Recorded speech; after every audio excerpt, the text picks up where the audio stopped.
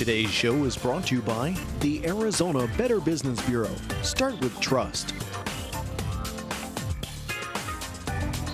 Andrea Goeglein with us, talking about books that matter if you let them. We talk about this many times when she's on the show. You buy a book, it's on the shelf. It does you no good if it's on the shelf. It only does you good if you will read the book. Andrea, MOMFulness, of course, is so perfect right now. Denise Roy is the author, but this is her second book. This is the second. The first one was My Monastery is a Minivan, and that one came out in '01, and then this one came out in '07.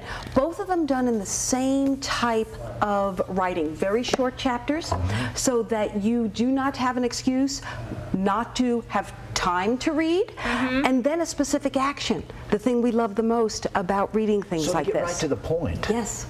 Which I think all of us appreciate. Exactly. And it's the type of thing, the subject matter, it's about spiritual development. How do you take your day-to-day life, which is chaotic no matter where you are, what station you are in life, if you're a student studying for the SATs, or if you're waiting in a doctor's office for the 100th time as an elderly person. Life has a lot of things that we think, oh, we can't find the sacred. What Denise has done in these books, in my opinion, is shown you, oh yes, you can.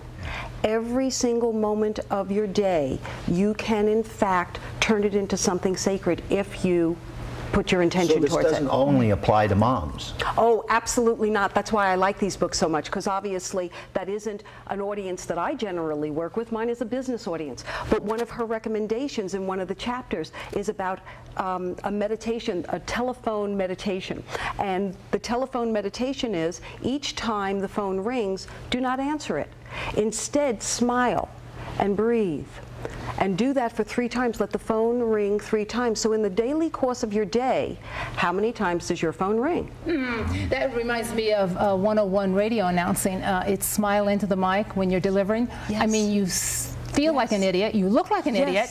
Yes. It comes across. Yes. The smile, the levity in your voice, the liltness in your voice comes across. No, and that's what I like so much about her writing style. What she did, and this first book, My Monastery is a Minivan, was actually, she was writing it for herself. One of my chief things that I have people do is keep a journal of day-to-day life. That's what she was doing for herself, which made sense. She is not only a licensed therapist, she's also trained, she's got a master's in divinity.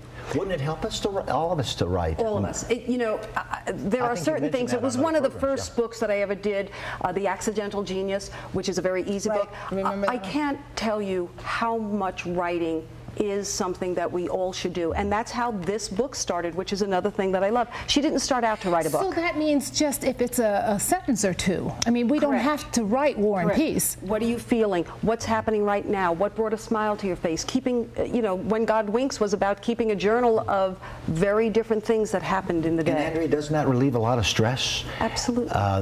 Even in arguments, it might be advisable to say, I'm going to go write something right now. In cognitive psychology, one of the things that we know is that your ability to write things stops the mind from repeating.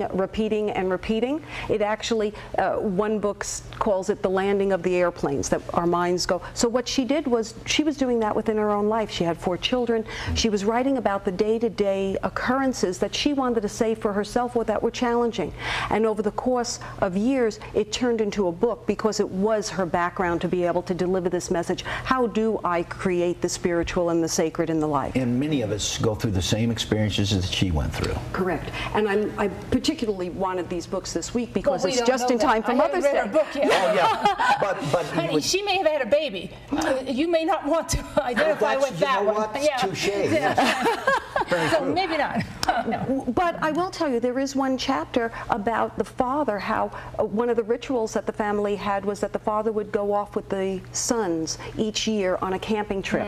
And out of that came very specific questions. What the questions for how to raise a man. I'm not exactly sure of the chapter, but it came up with really beautiful questions that a dad could just put in the middle of a conversation to help sons think about their life at very young ages. And you know, we've been doing that since the beginning of time. Yes. Girls have been beginning with their mothers, sons have been beginning with their father, and then we come up with this umbrella word that we kicked around in the 80s and 90s, bonding. Oh, yes. Then we put a word on it. Yes. But I mean, we've been doing it forever. Right. It doesn't have to have a word. And what I think has occurred is that, as always, the conversation about how quickly we've sped up our life.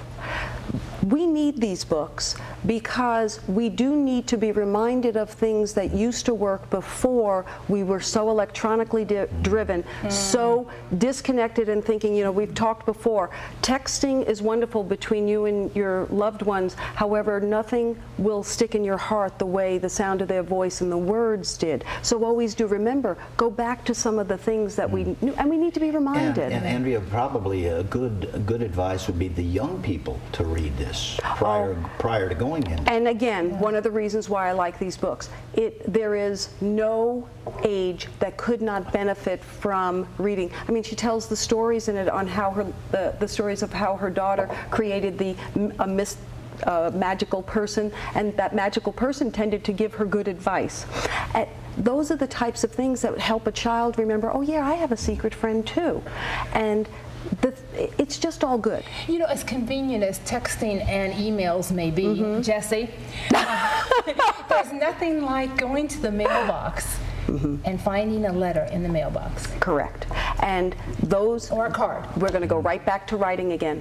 You know, what starts out as a gift first to herself about her daily life, then turns into a gift for her children to be able to see, because children won't remember, particularly through a mother's eyes, and being Mother's Day this week, what was it that impacted my mom's life? What was going on in my world that I couldn't remember? I mean, these are incredible gifts. How do we tie minivan to this? Well, give me the... Okay, so this was written by a woman who had children at the time, so the concept of my monastery as a minivan is, don't think that just because you're in the midst of the chaos of raising children and all the things that are going on and working and doing all those things, that you cannot find time for the sacred and the spiritual. So as you drive from appointment to appointment, just the same way that every time a phone rings, it's a time for you to smile and bring up your mood meditatively, so your minivan becomes the monastery. Finding time for yourself, I mean, is that the... Yes. Bet she was a soccer mom. She is an everything mom. Her children are now older. In fact, I checked from the stories in the book, because one of the things she says in the beginning of the book is, you will notice that my children are different ages in different chapters or in different segments and points, and I wanted to try and judge about how old her children were now, and they're all in their 20s. Is this an age thing too, though? Because I find myself now, I enjoy my time when I'm not rushing around and actually just sitting and relaxing. Correct. I had a friend yesterday send me an email, and she said, she's 11 years older than me, and she said, gosh, did I have that much energy 11 years ago saying, when I was telling her, and I text her back just the name of the company she was with 11 years ago, because she was on airplanes every other day. Yes, we do. That to me is the gift of maturation, that we actually, you know what, been there, done that, don't need to rush so much. And when it drives home, when that point drives home is when you drift off watching TV or sitting there reading in the evening, something you would never do. I can relate. Yes. There'll be another show. Guilty as charged. Thank you for DVRing. Andrea Goeglein with us. You stay right there. We'll be back. All right.